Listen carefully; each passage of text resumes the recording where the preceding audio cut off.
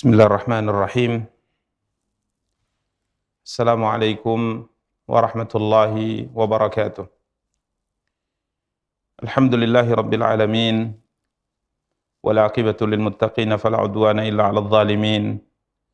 Asyhadu an la ilaha illallah wahdahu la syarika lah wa asyhadu anna Muhammadan abduhu wa rasuluh. Shalawatu rabbi wa salamuhu alaihi wa ala alihi wa ashabihi wa man ihtada bihadyihi wastanna bisunnatihi ila yaumiddin wa sallama tasliman katsira, amma ba'du. Para pemirsa Rasyad TV yang dimuliakan dan dirahmati oleh Allah Subhanahu wa taala, dan para akhwat yang pada kesempatan yang berbahagia kali ini masih bisa kembali mengikuti kajian kita via Zoom. Semoga Allah Subhanahu wa taala memberikan kepada kita semua kebaikan dan keberkahannya, dan memberikan kepada kita semua kemudahan untuk menggapai kemaslahatan dalam urusan dunia dan akhirat kita.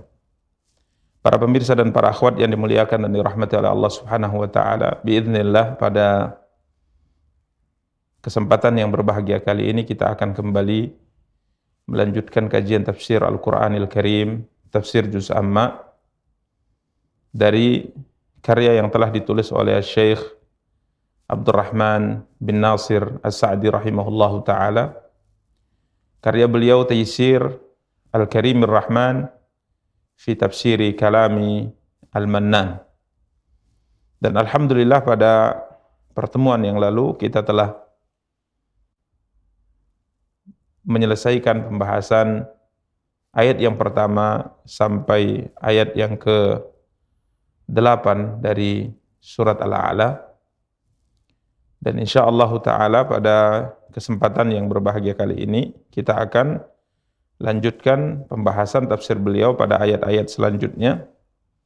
Insyaallah kita akan selesaikan sampai ayat terakhir, ayat ke-19 biidznallahi tabaraka wa ta'ala.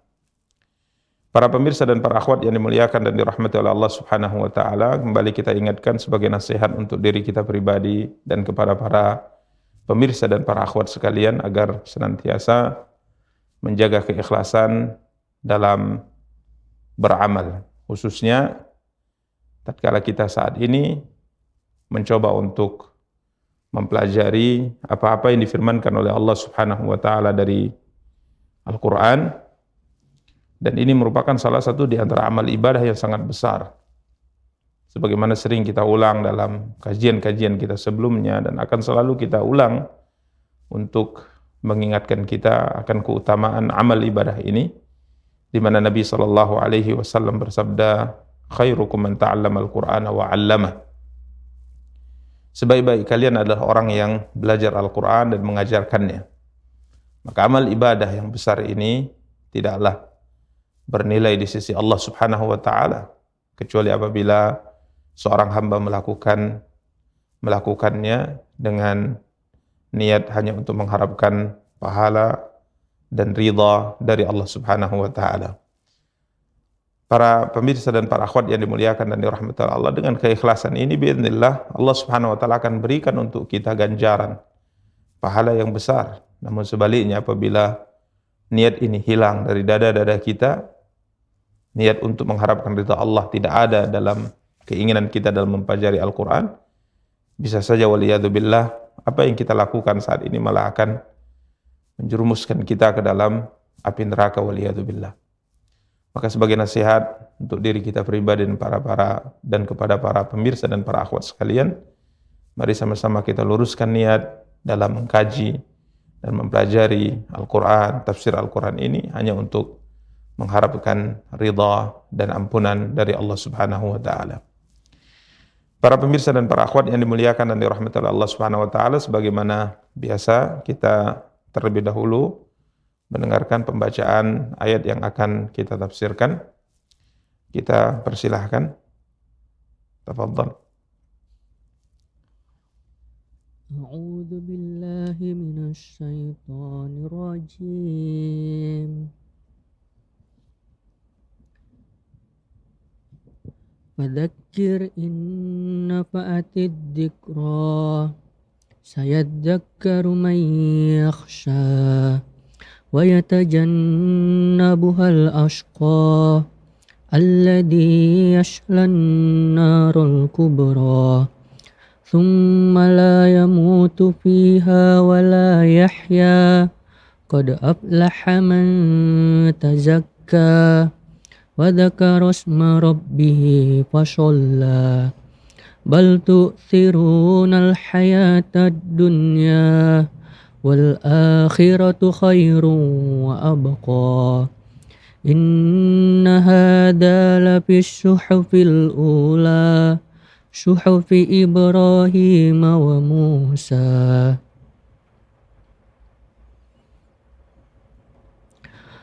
Oleh sebab itu, berikanlah peringatan, karena peringatan itu bermanfaat. Orang yang takut kepada Allah akan mendapat pelajaran, dan orang-orang yang celaka kafir akan menjauhinya, yaitu orang yang akan memasuki api yang besar, neraka. Selanjutnya, dia di sana tidak mati dan tidak pula hidup. Sungguh beruntung orang yang menyucikan diri dengan beriman dan mengingat nama Tuhannya, lalu dia sholat. Sedangkan kamu, orang-orang kafir, memilih kehidupan dunia. Padahal kehidupan akhirat itu lebih baik dan lebih kekal. Sesungguhnya ini terdapat dalam kitab-kitab yang dahulu, yaitu kitab-kitab Ibrahim dan Musa. Para pemirsa dan para akhwat yang dimuliakan dan dirahmati oleh Allah Subhanahu wa taala, pada pertemuan yang lalu kita telah jelaskan apa yang difirmankan oleh Allah Subhanahu wa taala pada ayat yang ke-8 dari surat yang mulia ini. Tatkala Allah Subhanahu wa taala menjelaskan kepada nabinya yang mulia sallallahu alaihi wasallam, dan penjelasan ini sekaligus sebagai kabar gembira dari Allah kepada beliau tentang ciri khas daripada syariat yang akan Allah Subhanahu wa taala turunkan kepada nabinya yang mulia Muhammad sallallahu alaihi wasallam, di mana Allah Subhanahu wa taala berfirman, dan kami akan memberi kamu taufik ke jalan yang mudah. Sebagaimana telah dijelaskan oleh Imam As-Sa'di rahimahullah, bahwa ini merupakan bisyaratun kabirah, ini merupakan kabar gembira dari Allah kepada nabinya yang mulia sallallahu alaihi wasallam, di mana Allah Subhanahu wa taala akan memudahkan nabinya yang mulia sallallahu alaihi wasallam dalam semua urusan beliau. Wa yaj'al syar'ahu wa dinahu yusran, dan Allah Subhanahu wa taala akan menjadikan syariat dan agama yang akan Allah turunkan kepada beliau alaihi salatu wassalam adalah syariat yang mudah. Di mana telah kita jelaskan pada pertemuan yang lalu bahwa ini merupakan ciri khas daripada syariat yang dibawa oleh Nabi kita yang mulia sallallahu alaihi wasallam. Dia adalah syariat yang mudah. Bahkan pada pertemuan yang lalu kita telah bacakan dalil dari Al-Quran maupun dari sabda Nabi kita yang mulia sallallahu alaihi wasallam yang menjelaskan tentang keistimewaan ini yang terdapat pada syariat Nabi kita Muhammad sallallahu alaihi wasallam. Allah Subhanahu wa taala berfirman, yuridullahu bikumul yusra wa la yuridu bikumul usra. Allah menghendaki kemudahan bagimu, dan dia, yakni Allah Subhanahu wa taala, tidak menghendaki kesukaran bagimu. Dan Nabi kita yang mulia sallallahu alaihi wasallam dengan jelas mengatakan, innad dina yusrun. Sesungguhnya agama ini mudah, kata Nabi SAW. Agama ini mudah. Syariat yang hendaknya diamalkan oleh pemeluknya, syariat yang hendaknya diamalkan oleh hamba-hamba Allah, adalah syariat yang mudah untuk diamalkan. Tidak ada yang berat. Ya. Maka pada pertemuan yang lalu kita berikan sebuah gambaran bagaimana mudahnya syariat. Salat misalnya. Ibadah salat yang Allah SWT wajibkan atas kita 5 kali salat dalam sehari semalam. Pada awalnya yang Allah wajibkan kepada kita adalah 50 salat sehari semalam. namun terus diberikan oleh Allah keringanan, sampai akhirnya yang 50 salat itu dikurangi oleh Allah Subhanahu wa taala kewajibannya menjadi 5 kali salat dalam sehari semalam. Yang pada pertemuan yang lalu kita sedikit memberi gambaran jika seandainya Allah SWT anugerahkan kepada kita dalam sehari semalam 24 jam misalnya. Dalam sehari semalam 24 jam. Dari 24 jam ini, Allah SWT wajibkan kita untuk beribadah kepadanya hanya 5 kali salat sehari semalam. Ya, dimana jika seandainya kita bandingkan misalnya, seorang mengerjakan salat 5 waktu, taruhlah kita katakan 2 jam, dan itu waktu yang cukup lama sebenarnya. Karena mayoritas kita melaksanakan salat 5 waktu itu, per salatnya mungkin hanya 7 sampai 10 menit. Hampir bisa dikatakan jarang yang mencapai mungkin 15 sampai 20 menit. Coba lihat perbandingan ini. Bagaimana mudahnya syariat yang Allah SWT turunkan kepada Nabi kita yang mulia sallallahu alaihi wasallam. Dan lihatlah syariat-syariat yang lain, dari salatnya, dari zakatnya, dari puasanya, dari ibadah haji, yang ini merupakan rukun Islam. Semuanya mudah. Puasa dari 12 bulan yang Allah SWT berikan kepada kita dalam 1 tahun, yang Allah wajibkan kita berpuasa hanya 1 bulan, yakni bulan Ramadan. Di bulan-bulan yang lain, di hari-hari yang lain, tidak ada kewajiban ibadah puasa atas kita. Yang Allah minta adalah faman syahida minkumus syahra falyasum. Yang Allah minta dari kita adalah berpuasa dalam 12 bulan yang Allah anugerahkan kepada kita dalam 1 tahunnya. Allah hanya minta kita berpuasa 1 bulan. Itu pun tidak full, tidak 24 jam puasanya. Hanya dari semenjak terbit fajar as-sadiq dan berakhir dengan tenggelamnya matahari. Sangat mudah. Ya. Dan kemudahan-kemudahan dalam syariat ini kita telah jelaskan pada pertemuan yang lalu. Jika seandainya pada kondisi tertentu ada seseorang yang susah baginya, sulit baginya mengamalkan syariat yang pada hakikatnya sudah mudah ini. Namun kalau dalam kondisi tertentu ia susah mengerjakannya, maka akan datang keringanan-keringanan berikutnya. Ya. Dalam salat kita telah jelaskan pada pertemuan yang lalu, Nabi SAW bersabda, "Shalli qa'iman", salatlah engkau dengan berdiri. Karena itu merupakan salah satu di antara rukun daripada ibadah salat 5 waktu. Namun Nabi SAW katakan, "Fa illam tastati' faqa'idan". Jika kamu tidak mampu berdiri karena kondisi sakit misalnya, maka Nabi SAW katakan, salatlah sambil duduk. Fa illam tastati' fa'ala jambin. Bahkan jika seandainya engkau tidak mampu dalam kondisi tertentu salat sambil duduk, maka Nabi SAW katakan fa'ala jambin, salatlah sambil berbaring. Dalam puasa Ramadan Allah SWT dengan jelas mengatakan, faman kana minkum maridan aw ala safarin fa iddatun min ayyamin ukhar. Barang siapa di antara kalian dalam kondisi sakit di bulan Ramadan atau sedang melakukan perjalanan safar, maka silahkan tidak berpuasa di bulan Ramadan, akan tapi gantilah di hari-hari yang lain setelah Ramadan. Ini kemudahan-kemudahan sangat luar biasa. Maka ini yang dijanjikan oleh Allah SWT kepada Nabi kita yang mulia sallallahu alaihi wasallam dalam ayat ke-8 dari surat yang mulia ini, wa nuyassiruka lil yusra. Dan kami akan memberi kamu taufik ke jalan yang mudah. Di antaranya dalam penetapan syariat yang akan Allah turunkan kepada Nabi kita yang mulia sallallahu alaihi wasallam. Maka berikutnya Allah Subhanahu wa taala memerintahkan Nabi kita yang mulia sallallahu dengan sebuah perintah. Pada ayat yang ke-9 yang tadi sudah dibaca, Allah Subhanahu wa taala berfirman, "Fadzakir in nafa'atiz dzikra." Oleh sebab itu kata Allah Subhanahu wa taala, berikanlah peringatan karena peringatan itu bermanfaat. Berilah peringatan karena peringatan itu bermanfaat. Dan bisa juga diterjemahkan, berikanlah peringatan jika peringatan itu bermanfaat. Ya. Ini bisa diterjemahkan demikian. In nafa'atiz dzikra, jika peringatan itu bermanfaat. Al-Imam As-Sa'di rahimahullah berkata, "Fadzakir bi syar'illahi wa ayatihi." berilah peringatan kepada hamba-hamba Allah terkait dengan syariat Allah dan ayat-ayatnya yang sudah dijelaskan oleh Allah di atas. Dia merupakan syariat yang mudah, aturan-aturan, hukum-hukum yang mudah untuk diamalkan, aturan-aturan dan hukum-hukum yang mudah apabila terkait dengan larangan yang hendaknya ditinggalkan. Berilah peringatan kepada manusia Muhammad. Inna fa'ati dzikra, ay madamati dzikra maqbulah. Selama peringatan itu diterima, wal mau'izah masmu'ah, dan selama nasihat itu didengar oleh mereka, maka sampaikan.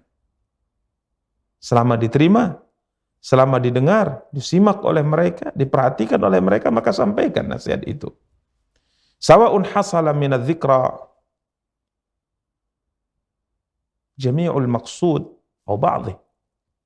Sama saja apakah peringatan tersebut tercapai secara utuh, sepenuhnya, atau sebahagiannya tercapai. Artinya, semua yang mendengar nasihat itu menerima, atau sebahagian yang menerima, maka tetap berikan nasihat kepada mereka. Beri peringatan kepada mereka. Yang para ulama mengatakan pada intinya ayat yang mulia ini adalah memberi motivasi kepada Nabi SAW untuk selalu berdakwah, untuk menyampaikan kebenaran, untuk menyampaikan syariat yang Allah turunkan kepada beliau. Dalam kondisi apakah orang-orang yang disampaikan itu menerima atau tidak, menolak atau menerima, tetap sampaikan nasihat. Jelaskan kepada mereka kebenaran. Apakah mereka menolak atau mereka terima, itu sudah bukan urusan beliau alaihi salatu wassalam. Dan ini juga bukan, kalau kita kaitkan dengan kita, ya, kita juga diperintahkan untuk menyampaikan nasihat, diperintahkan untuk menyampaikan peringatan. Sama saja apakah nasihat dan peringatan kita diterima atau tidak. Demikian para pemirsa dan para akhwan yang dimuliakan dan dirahmati oleh Allah Subhanahu wa taala. Karena nasihat yang disampaikan, jika ada yang menolaknya, tapi pasti di sisi lain ada sebagian manusia yang menerimanya. Begini sunnatullah yang terjadi di alam semesta ini. Ya, tidak mungkin seluruhnya menolak, dan juga tidak mungkin semuanya menerima. Pasti ada yang menerimanya, pasti ada yang menolaknya. Maka tetap bersemangat, sampaikan nasihat, sampaikan peringatan, berilah penjelasan. Karena peringatan itu bermanfaat. Inna fa'ati dzikra. Kemudian, jika kita membawa kepada makna yang kedua yang kita tadi terjemahkan, berikanlah peringatan jika peringatan itu bermanfaat. Maka Imam Sa'di rahimahullahu ta'ala melanjutkan tafsir beliau. Beliau mengatakan, wa mafhumul ayah annahu illam tanfa'idz dzikra. Yang dipahami dari ayat yang mulia ini, apabila sebuah peringatan itu tidak mendatangkan manfaat, atau bahkan peringatan itu malah akan menambah kejahatan atau keburukan, atau malah menjadikan suatu kebaikan itu berkurang, maka dalam kondisi seperti ini peringatan itu tidak diperintah, bahkan dilarang. Ya, peringatan itu peringatan yang pada dasarnya hendaknya disampaikan itu malah dilarang untuk disampaikan. Jika apa? Jika seandainya nasihat dan peringatan itu malah menambah keburukan dan mengurangi kebaikan. Yang kadangkala ada seorang yang pada kondisi tertentu, apabila kita nasihati, apabila kita berikan peringatan kepadanya, dia makin menjauh dari kebaikan. Maka dalam kondisi seperti itu, menyampaikan nasihat dan peringatan kepadanya terlarang. Karena tidaklah kita menyampaikan nasihat, peringatan kepadanya agar kebaikan itu bertambah, keburukan itu berkurang, agar ia bisa kembali ke jalan Allah Subhanahu wa taala. Maka jika seandainya peringatan itu malah menjauhkan dia dari jalan Allah, ya, maka peringatan dan nasihat tersebut di saat itu tidaklah diperintahkan, bahkan dilarang, kata beliau. Karenanya Al-Imam Ibnu Katsir rahimahullah tatkala mentafsirkan ayat yang mulia ini, beliau menjelaskan sesuatu yang baik untuk direnungkan oleh setiap dai, baik untuk direnungkan oleh setiap orang yang ingin memberikan nasihat kepada orang lain, yang disebut dengan al-adab fi nasyril ilm, adab dalam menyebarkan ilmu. Beliau mengatakan fala yadha'uhu inda ghairi ahli. Jangan ia letakkan ilmu tadi tidak pada ahlinya atau tidak pada tempatnya. Sebagaimana yang dikatakan oleh Ali bin Abi Thalib radhiyallahu taala ini dinukilkan oleh Imam Ibnu Katsir, "Ma anta bimuhadditsin qauman haditsan la tablughuhu uquluhum illa kana fitnatan li ba'dihim." Tidaklah engkau berbicara kepada satu kaum, kepada satu masyarakat dengan suatu pembicaraan yang tidak sampai akal mereka untuk memahaminya. Artinya pembahasan yang disampaikan, nasihat disampaikan adalah sebuah nasihat yang pada hakikatnya mereka tidak memahami apa yang sedang disampaikan, kecuali akan timbul fitnah di kalangan mereka. Bahkan beliau juga mengatakan, hadithin nas bima ya'rifun atuhibbuna ayyukadzdzaba wa rasuluh. Berbicaralah kepada manusia sesuai dengan kadar keilmuan yang mereka miliki. Apakah engkau ingin Allah dan Rasulnya didustakan? Artinya dengan sebuah penjelasan yang pada dasarnya tingkat pengetahuan mereka tidak sampai pada tingkat itu, kemudian engkau paksakan untuk menjelaskan kepada mereka, akhirnya mereka tidak bisa memahaminya dengan baik, sehingga dengan sebab itu mereka menolak kebenaran. Ya, maka di sini para ulama mengingatkan, oleh sebab itu berikanlah peringatan jika peringatan itu bermanfaat. Artinya jika seandainya nasihat, peringatan itu menambah kebaikan, mengurangi keburukan, silakan sampaikan. Namun sebaliknya, jika seandainya nasihat dan peringatan tersebut malah menambah keburukan dan mengurangi kebaikan, maka tunggu dulu. Tunggu dulu. Ini pertimbangan dalam memberi nasihat, pertimbangan dalam menyampaikan kebenaran yang hendaknya dipahami oleh setiap kita. Ya, yang dipahami oleh setiap kita. Sehingga ada ungkapan yang sering diucapkan oleh para ulama, laisa kullu ma yu'lamu yuqal. Tidak semua yang diketahui baik untuk disampaikan. Melihat kondisi-kondisi tertentu. Ya, contoh misal kita punya orang tua yang selama ini mungkin masih jauh dari jalan Allah Subhanahu wa taala, masih melalaikan kewajiban, masih mau melakukan perkara yang diharamkan oleh Allah Subhanahu wa taala. Kadang-kala dalam kondisi tertentu, tatkala kita akan memberi nasihat, kondisinya tidak baik untuk kita sampaikan di waktu itu. Mungkin beliau sedang lelah, beliau sedang menghadapi masalah. Ya. Maka dalam kondisi seperti itu jangan kemudian kita sampaikan nasihat. Karena di saat itu mungkin nasihat yang kita sampaikan ini akan malah menjadikan beliau jauh dari kebenaran. Maka tunggulah, lihatlah kesempatan yang tepat, kesempatan yang baik, berilah nasihat. Maka di saat itu insya Allah nasihat itu akan bermanfaat baginya. Demikian para pemirsa dan para akhwat yang dimuliakan dan dirahmati Allah Subhanahu wa taala. Kemudian beliau mengatakan, fa dzikra yang qasimun nasu fiha qismain. Ya, peringatan disampaikan kepada manusia, maka manusia akan terbagi menjadi dua kelompok. Ya, terbagi menjadi dua kelompok. Kelompok yang pertama muntafi'un, yang kedua ghairu muntafi'in. Kelompok yang pertama adalah orang-orang yang bisa mengambil manfaat daripada peringatan dan nasihat yang disampaikan. Kelompok yang kedua adalah orang-orang yang tidak bisa mengambil manfaat dari peringatan dan nasihat yang disampaikan. Maka Allah sebutkan dua golongan ini pada ayat-ayat berikutnya. Maka pada ayat yang ke-10 Allah Subhanahu wa taala berfirman, sayadzakkaru may yakhsha. Sayadzakkaru may yakhsha. Nasihat yang disampaikan itu kata Allah,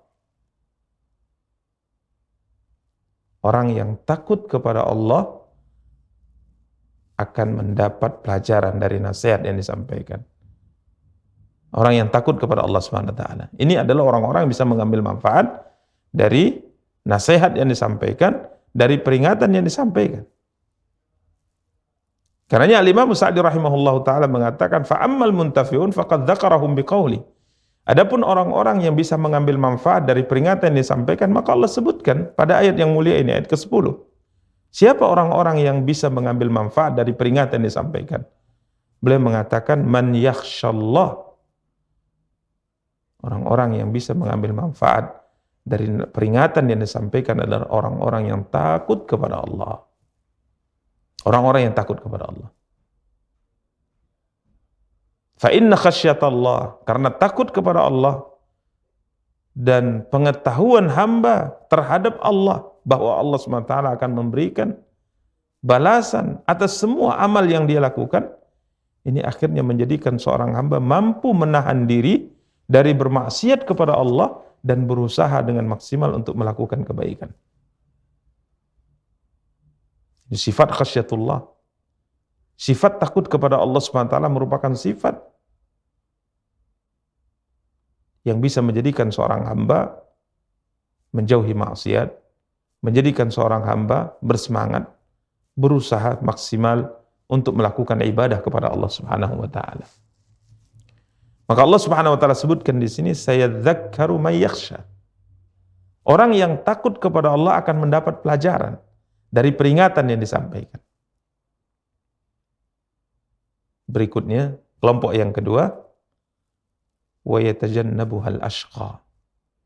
Nas'alullah as-salamah wal afiyah. Kita berlindung kepada Allah Subhanahu wa taala dari orang-orang yang seperti ini dan orang-orang yang celaka, al-ashqa. Ya, orang-orang yang celaka. Ini masukkan di sini adalah orang-orang kafir, yatajannabuha, akan menjauhi peringatan tersebut. Maka Imam Sa'di rahimahullah taala mengatakan, wa amma ghairul muntafi'in. Adapun orang-orang yang tidak bisa mengambil manfaat dari peringatan yang disampaikan, maka Allah sebutkan pada ayat berikutnya, wa yatajannabuhal ashqa, dan orang-orang yang celaka, yakni orang kafir, akan menjauhi peringatan tersebut. Ya. Alladzi yaslan naral kubra, yaitu orang-orang yang akan memasuki api al-kubra, api yang besar. Yang dimasukkan di sini adalah api neraka. Waliyadzubillah. Beliau mengatakan wahiyyan narul muqadah. Dia adalah api yang dikatakan oleh Allah SWT api yang dinyalakan. Allati tattali'u 'alal af'idah. Api yang membakar sampai ke hati atau ke jantung. Ini menukil apa yang difirmankan oleh Allah Subhanahu wa taala dalam surat Al-Humazah, ya, dalam surat Al-Humazah, di mana Allah Subhanahu wa taala mengancam orang-orang yang melakukan dosa, mengumpat dan mencela. Wailul likulli humazatil lumazah, ya, yang mengumpat dan mencela. Alladzi jama'a malan wa 'addada, yang dalam kehidupan sehari-harinya, dalam kehidupan dunia, ia hanya disibukkan mengumpulkan harta di dunia ini, wa'addadahu, dan selalu menghitung-hitung hartanya. Para ulama mengatakan imma menghitung di sini setiap harinya, menghitung aset-asetnya. Setiap hari dia hitung. Setiap hari uangnya dia hitung. Setiap hari aset-asetnya dihitung. Atau wa'addadahu di sini, para ulama mengatakan dia membangga-banggakan apa yang dia punya. Uangku sekian, tanahku ada di sana, rumahku ada di sana, aku punya ini dan ini. Dia bangga, dia menyombongkan ini di hadapan manusia. Alladzi jama'a malahu wa'addadah, yahsabu anna malahu akhladah. Dia menyangka bahwa hartanya itu akan menjadikan ia kekal hidup di dunia ini. Maka Allah Subhanahu wa taala mengancam mereka dengan ancaman yang mengerikan dalam surat Al-Humazah, di mana Allah Subhanahu wa taala berfirman, kalla la yumbadhanna fil hutamah wa ma adraka mal hutamah narullahil muqadah allati tattali'u 'alal af'idah. Ini yang dinukil oleh Al-Imam Sa'di rahimahullah tatkala menjelaskan tentang an-narul kubra pada ayat yang mulia ini, neraka yang besar. Api yang besar, yaitu api neraka. Ya, di mana Allah Subhanahu wa taala berfirman dalam surat Al-Humazah, sekali-kali tidak. Sesungguhnya dia benar-benar akan dilemparkan ke dalam hutamah. Dan tahukah kamu apa itu hutamah, kata Allah?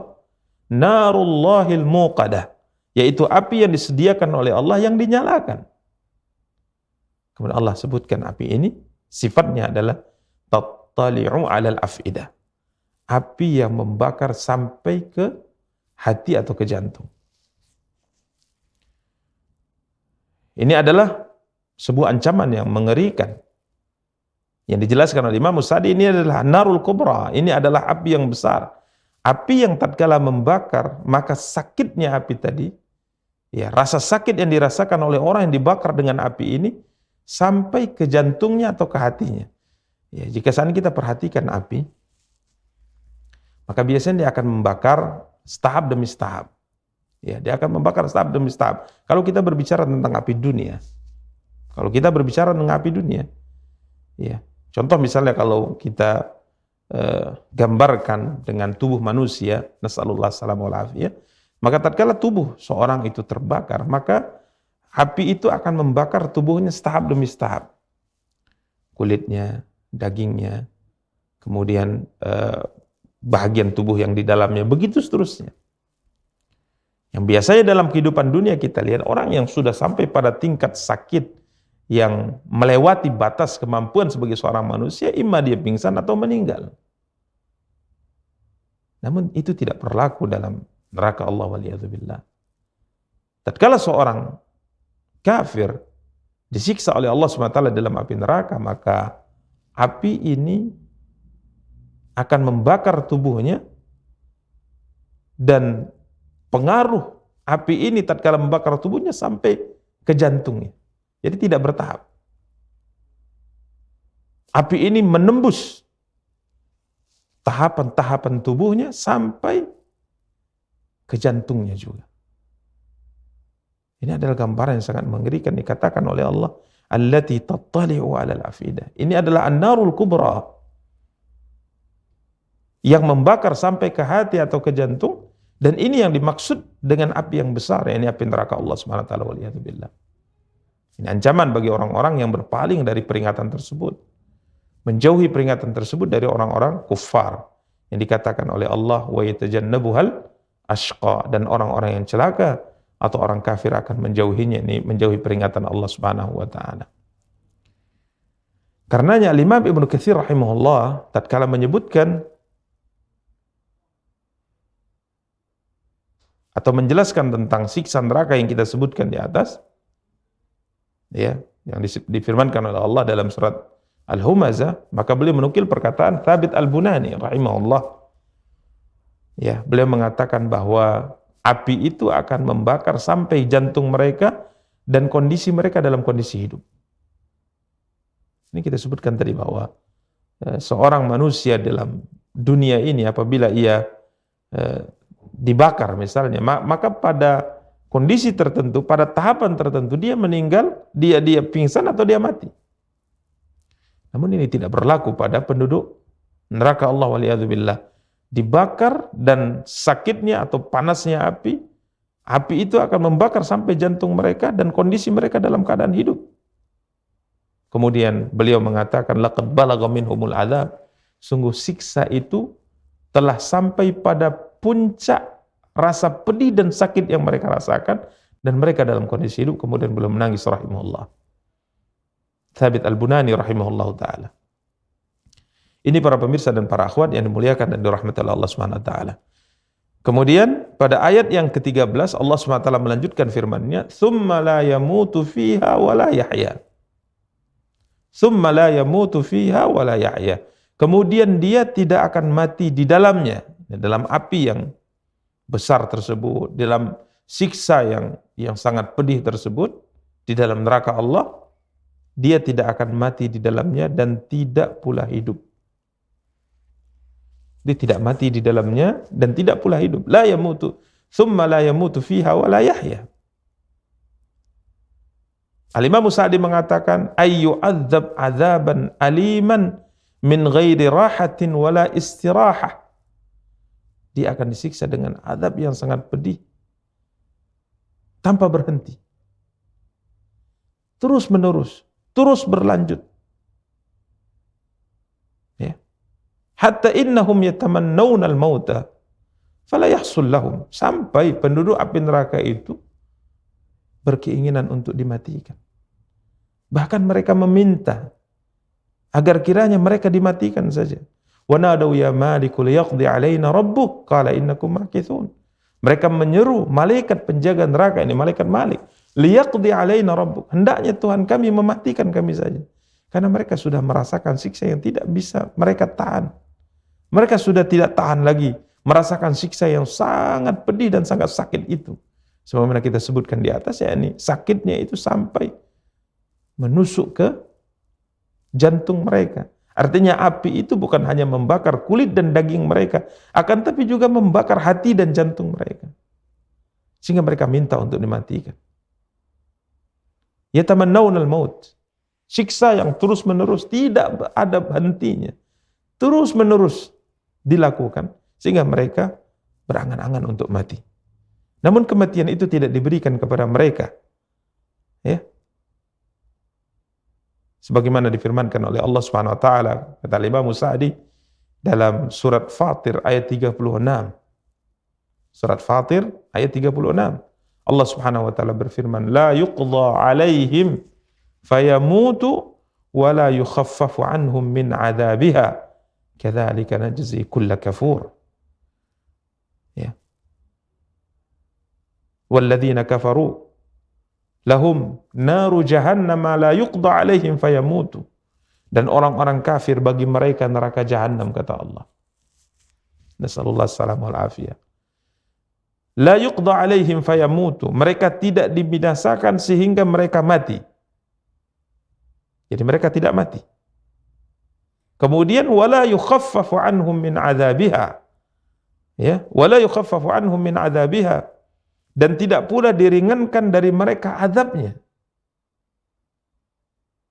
Demikianlah kami membalas setiap orang-orang yang sangat kafir. Jadi ini yang disebutkan oleh Allah, la yamutu fiha wa la yahya. Tidak mati, di dalamnya tidak pula hidup. Mungkin bahasa kita antara mati dan hidup, atau antara hidup dan mati. Kenapa dikatakan tidak mati? Maklum, kekal di dalamnya, selamanya disiksa oleh Allah SWT. Adapun tidak hidup, maksud tidak hidup di sini karena sebagaimana disebutkan Imam Sa'di, min ghairi rahatin wala istirahah. Tidak bisa beristirahat, dan siksa itu terus-menerus diberikan oleh Allah SWT kepada mereka. Jadi kehidupan yang dinafikan adalah kehidupan yang padanya ada ketentraman, kehidupan yang padanya ada ketenangan. Walaupun pada hakikatnya mereka hidup, tapi hidup yang sama sekali tidak ada kebahagiaan, tidak ada ketentraman, tidak ada ketenangan karena terus-menerus disiksa oleh Allah Subhanahu wa taala. Kullama nadijat juluduhum baddalnahum juludan ghairaha. Setiap kali kulit mereka hangus terbakar oleh api tersebut, maka seketika Allah SWT kembalikan kulit tersebut seperti sedia kala, seperti sebelumnya, dan kembali dibakar, dan itu dilakukan terus-menerus. Sehingga mereka berangan-angan agar kiranya Allah SWT mematikan mereka. Karenanya Nabi kita yang mulia sallallahu alaihi wasallam bersabda dalam hadis yang diriwayatkan Imam Muslim dari hadis Abu Sa'id Al-Khudri radhiyallahu ta'ala, beliau menerangkan siapa sebenarnya orang-orang yang di neraka disiksa dengan siksa seperti ini. Ya, pada hakikatnya mereka adalah orang kafir, orang musyrik, orang-orang yang ditetapkan oleh Allah kekal di dalam api neraka. Tatkala beliau alaihi salatu wassalam bersabda, "Amma ahlun nar alladzina hum ahluha fala yamutuna fiha wala yahyaun." Adapun penduduk api neraka yang ditetapkan oleh Allah untuk menempati neraka dan kekal di dalamnya, ini orang-orang kafir, orang-orang musyrik, maka mereka la yamutuna fiha. Mereka dalam neraka tidak mati, dan mereka juga tidak hidup. Ya, berarti orang-orang kafir, orang-orang musyrik, orang-orang yang kekal dalam neraka, maka inilah kondisi mereka yang diceritakan oleh Allah dalam ayat yang mulia ini. Tsumma la yamutu fiha wa la yahya. Ya, kemudian mereka dalam neraka tidak mati dan tidak pula hidup. Berikutnya pada ayat yang ke-14, Allah Subhanahu wa taala melanjutkan firman-Nya, "Qad aflaha man tazakka."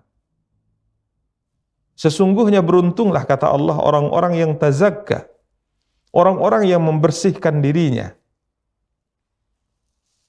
Ai qad faza wa rabih, telah beruntung. Ya, orang-orang yang tahhara nafsahu, mensucikan dirinya, wa naqqaha, dan membersihkannya dari apa? Kesyirikan, dari kezaliman, dan dari akhlak-akhlak yang buruk. Karena tazakka di sini pada dasarnya maknanya adalah membersihkan. Ya, membersihkan. Maka secara bahasa zakat itu merupakan rukun yang ketiga dari rukun Islam setelah syahadat, menegakkan salat, kemudian menunaikan zakat. Zakat pada dasarnya secara bahasa artinya adalah ya, pensucian.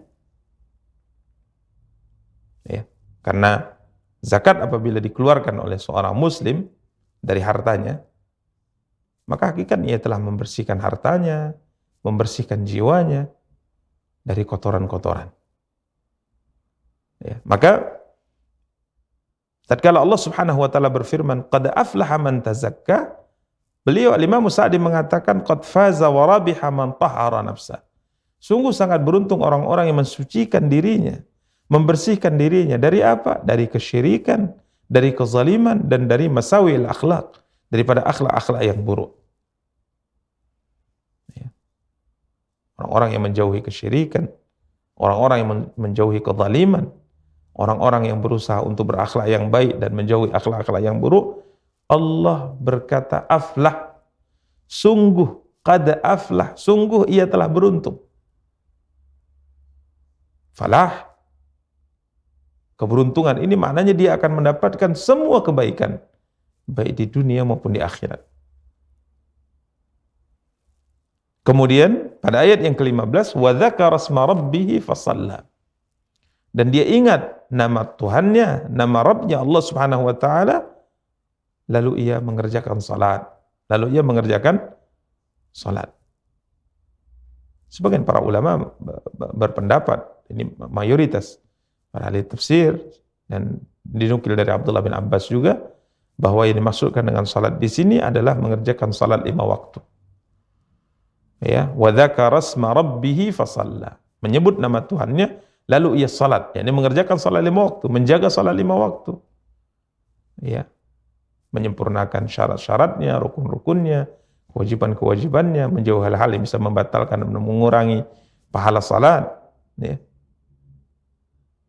Ini dijanjikan oleh Allah dengan falah. Ya. Sungguh sangat beruntunglah orang-orang yang membersihkan dirinya, menyebut nama Tuhannya dan mengerjakan salat. Al-Imam Sa'di rahimahullah ta'ala mengatakan, ittasafa bidzikrillah. Ya. Dia menyebut Allah Subhanahu wa taala dan hatinya dipenuhi dengan mengingat Allah Subhanahu wa taala, sehingga dengan ini, ya, setelah hatinya dipenuhi dengan mengingat Allah Subhanahu wa taala, akhirnya hamba ini adalah hamba yang tatkala hatinya sudah tunduk kepada Allah, hatinya sudah kembali kepada Allah, hatinya sudah ingat kepada Allah Subhanahu wa taala, maka hati yang seperti ini akan menarik pemiliknya untuk melakukan amal ibadah yang diridhai oleh Allah, khususnya salat. Ya, khususnya salat.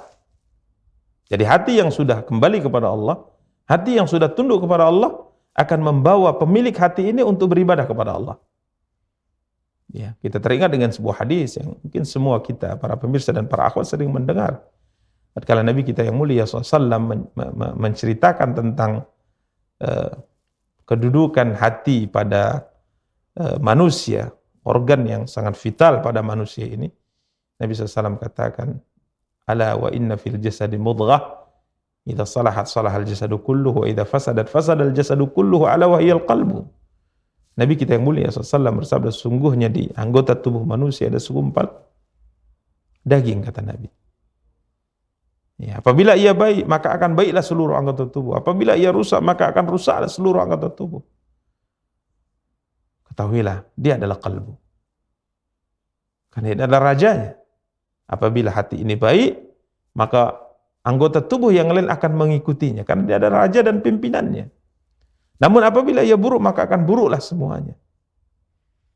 Maka hati yang dipenuhi dengan zikir kepada Allah, hati yang dipenuhi dengan ketundukan kepada Allah, hati yang dipenuhi dengan kecintaan kepada Allah, maka pemilik hati ini akan menjadi hamba yang selalu mengamalkan ibadah yang diridhai oleh Allah SWT, khususnya salat. Allati hiya mizanul iman, yang mana salat ini adalah timbangan awal daripada keimanan seorang hamba. Salat. Al-ahdul ladzi bainana wa bainahum as-salah, faman tarakaha faqad kafar. Perjanjian antara kita atau perbedaan antara kita dengan orang kafir adalah salat. Barang siapa meninggalkannya, maka dia kafir. Ini ada timbangan iman yang zahir. Seorang yang sudah beriman kepada Allah, seorang hati yang sudah tunduk kepada Allah, maka hamba ini akan mengerjakan salat. Ini makna ayat, kata beliau. Qad aflaha man tazakka wa dzakara asma rabbih fasalla. mengingat nama Tuhannya, kemudian mengerjakan salat. Dan beliau menyinggung, ada sebagian para ulama mentafsirkan tazakka di sini zakat. Sesungguhnya beruntunglah orang-orang yang menunaikan zakat. Kemudian wa dzakara asma rabbih fasalla, maksudnya salat hari raya. Ini di awal pertemuan kemarin kita telah singgung, ini yang melatar belakangi sebagian para ulama yang berpendapat bahwa surat Al-A'la adalah madaniyah, diturunkan oleh Allah SWT kepada Nabi kita yang mulia SAW setelah hijrah. Karena sebagian para ulama berpendapat pada ayat ke-14, ini telah kita sebutkan pada pertemuan yang lalu, sesungguhnya beruntunglah orang-orang yang tazakka, menunaikan zakat. Yang dimaksudkan zakat di sini zakat fitri, yang dikeluarkan setelah berakhirnya Ramadan. Ya.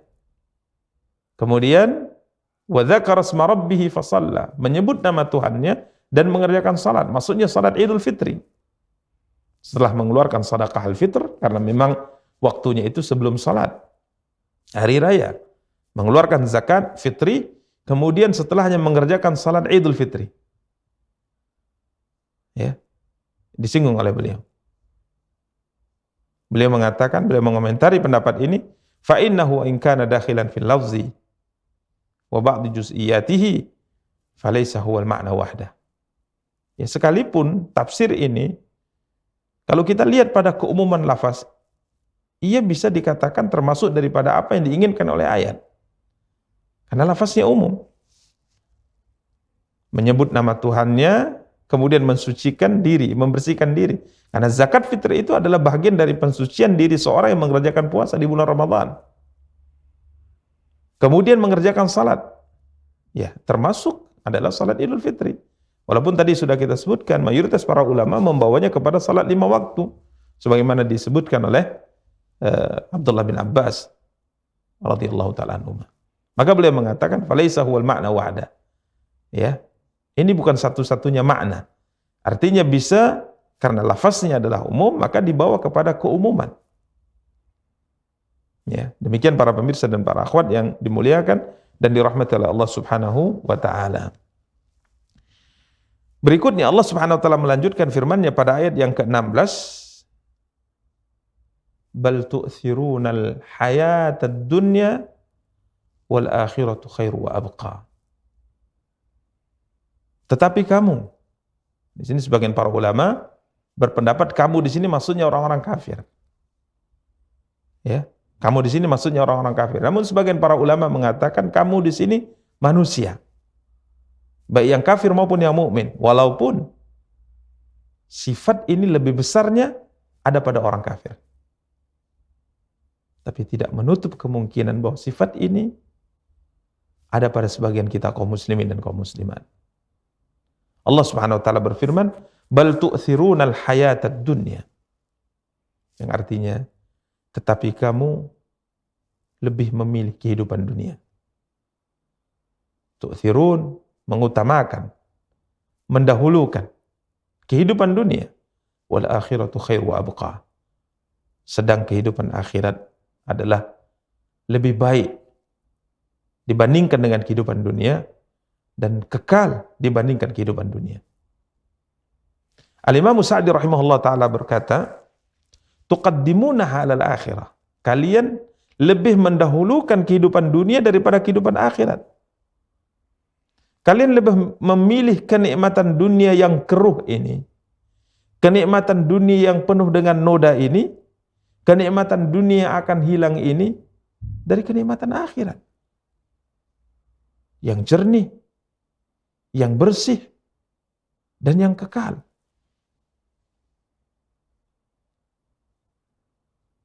Padahal kata Allah, al-akhirah khairu abqa. Padahal kehidupan akhirat adalah lebih kekal, lebih baik dan lebih kekal. Walal akhiratu khairu minad dunya fi kulli wasfin matlubin. Akhirat itu jauh lebih baik daripada dunia pada semua sifat dan semua yang diinginkan. Dan lebih kekal, lebih bersih. Sedangkan dunia ini adalah daru fana, tempat fana, yang akan berakhir cepat atau lambat. Maka seorang yang berakal tidak akan memilih sesuatu yang buruk dan meninggalkan sesuatu yang baik, dan tidak akan menjual kenikmatan sesaat dengan ketentraman abadi selama-lamanya. Fahubbud dunya wa itharuha alal akhirati ra'su khati'atin, kata beliau. Mencintai dunia, mendahulukan dunia daripada akhirat, ini merupakan pangkal dari semua kejahatan, pangkal daripada semua kesalahan dan maksiat kepada Allah Subhanahu wa ta'ala. Para pemirsa dan para akhwat yang dimuliakan dan dirahmati oleh Allah Subhanahu wa ta'ala, apa yang dikatakan oleh Allah Subhanahu wa ta'ala dalam ayat yang mulia ini hendaknya kita camkan. Yang dikatakan oleh Allah, wal akhiratu khairu wa abqa. Akhirat itu lebih baik dan lebih kekal. Ya, dia lebih baik daripada dunia. Bacalah hadis yang disabdakan oleh Nabi kita yang mulia sallallahu alaihi wasallam. Tatkala Nabi kita yang mulia sallallahu alaihi wasallam bersabda, la mawdi'u sawti ahadikum fil jannah khairun minad dunya wa ma fiha. Tempat cambuk salah seorang dari kalian di surga lebih baik, kata Nabi, daripada dunia berikut isinya, kata Rasulullah SAW. Tempat cambuk yang dimiliki oleh salah seorang di antara kita nanti di surga, bila dibandingkan tempat cambuk ini dengan dunia dan seisinya, dia lebih baik, kata Rasulullah. Sesuatu yang tidak dibayangkan. Bagaimana dengan istananya? Bagaimana dengan kebun-kebunnya? Bagaimana dengan kenikmatan yang lainnya apabila dibandingkan dengan dunia? Maka Allah SWT ingatkan, wal akhiratu khairun. Akhirat itu jauh lebih baik. Kemudian Allah mengatakan abqa, dan lebih kekal. Ya, dia lebih kekal. Camkan apa yang dikatakan oleh Nabi kita yang mulia sallallahu alaihi wasallam. Tatkala beliau sallallahu alaihi wasallam bersabda tentang sesuatu yang akan dialami oleh semua kita, di mana Nabi SAW bersabda, yu'ta bil mauti kahayati kabshin amlah.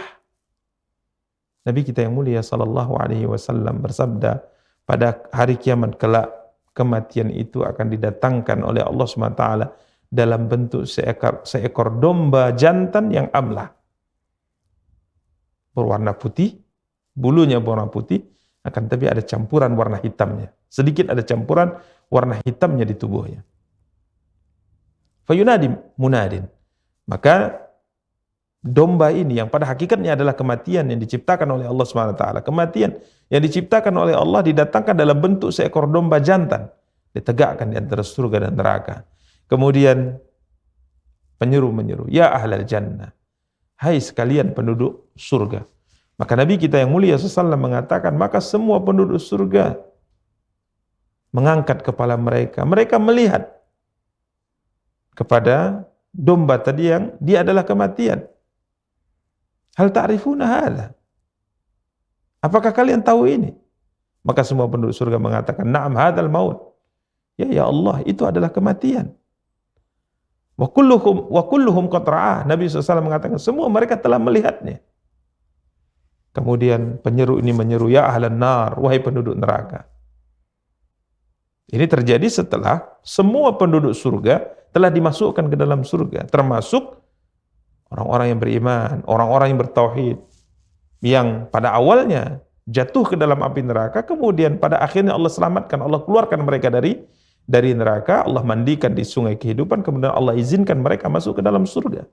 Artinya semua orang-orang yang ditentukan oleh Allah akan masuk ke dalam surga, semuanya telah memasuki surga. Tidak ada seorang pun dari mereka yang tidak berada di surga, yakni orang-orang yang Allah tentukan untuk masuk ke dalam surga. Sebaliknya, yang tersisa dari penduduk neraka adalah orang-orang yang dikatakan penduduk neraka yang kekal di dalam neraka. Setelah itu terjadi apa yang dikatakan oleh Nabi ini. Maka diserulah, wahai penduduk neraka. Maka semua penduduk neraka melihat. Mereka mengangkat kepala mereka melihat kepada domba tadi, yang itu adalah kematian. Maka ditanyakan kepada mereka, hal ta'rifuna hadza? Tahukah kalian apa ini? Fayaquluna na'am. Mereka mengatakan, ya kami tahu. Itu adalah kematian. Dan semua mereka telah melihatnya. Kemudian kematian itu yudhbah.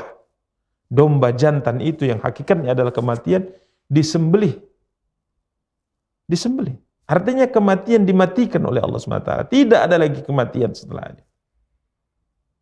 Summa yuqal. Kemudian dikatakan, ya ahlal jannah khuludun wala maut. Wahai penduduk surga, kekal kalian di dalam surga dan tidak ada kematian selama-lamanya. Ini keputusan akhir dari Rabbul Izzati wal Jalal. Keputusan terakhir dari Allah Subhanahu wa taala. Kematian dimatikan oleh Allah, kemudian diumumkan, hai sekalian penduduk surga, kalian kekal tinggal di dalam surga selama-lamanya dan tidak akan mati untuk selama-lamanya. Dikatakan kepada penduduk neraka, ya ahlan nar khuludun wala maut. Wahai penduduk neraka, kekal kalian di dalam neraka dan tidak akan mati untuk selama-lamanya. Ini adalah keputusan terakhir. Akhir daripada perjalanan hidup kita sebagai seorang hamba. Apakah di surga atau di neraka, waliyadzubillah. Maka tatkala Allah SWT anugerahkan kepada kita kesempatan, diberikan oleh Allah izin, kemauan, keinginan, kemudahan, maka berusahalah untuk menjadi bahagian daripada penduduk surga yang saat pengumuman akhir itu disampaikan, kita berada di istana-istana di dalam surga Allah dan tidak berada di tingkatan-tingkatan siksa yang ada dalam neraka Allah. Waliyadzubillah. Kemudian Nabi kita yang mulia sallallahu alaihi wasallam membaca firman Allah Subhanahu wa taala yang Allah firmankan dalam surat Maryam ayat 39. Surat Maryam ayat 39. Allah Subhanahu wa taala berfirman, "Wa anzirhum yaumal hasrah wa anzirhum yaumal hasrati id qudiyal amru wa hum fi ghaflati wa hum la yu'minun." Dan berilah peringatan kepada mereka ya Muhammad tentang hari penyesalan, yaitu ketika segala perkara telah diputuskan oleh Allah Subhanahu wa taala.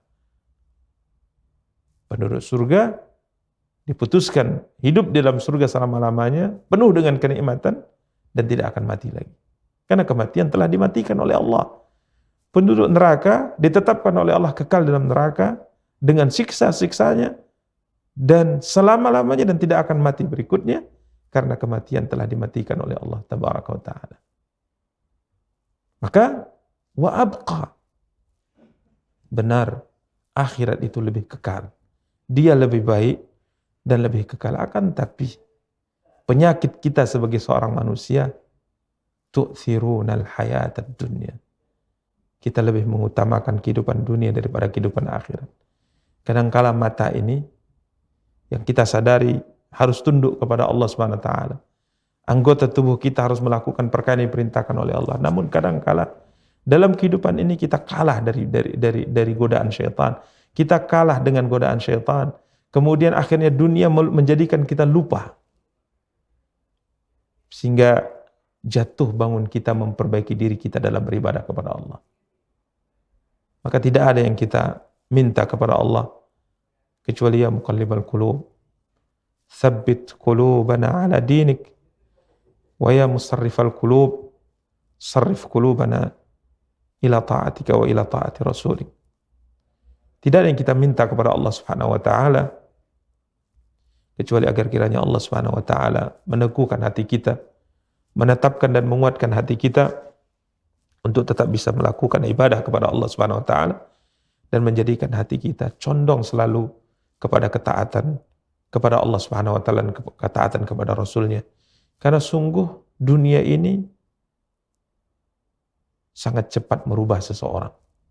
Jika seandainya Allah tidak kuatkan hati dia untuk tetap kuat di atas agama Allah, maka dia pasti akan terlena dengan kehidupan dunia ini.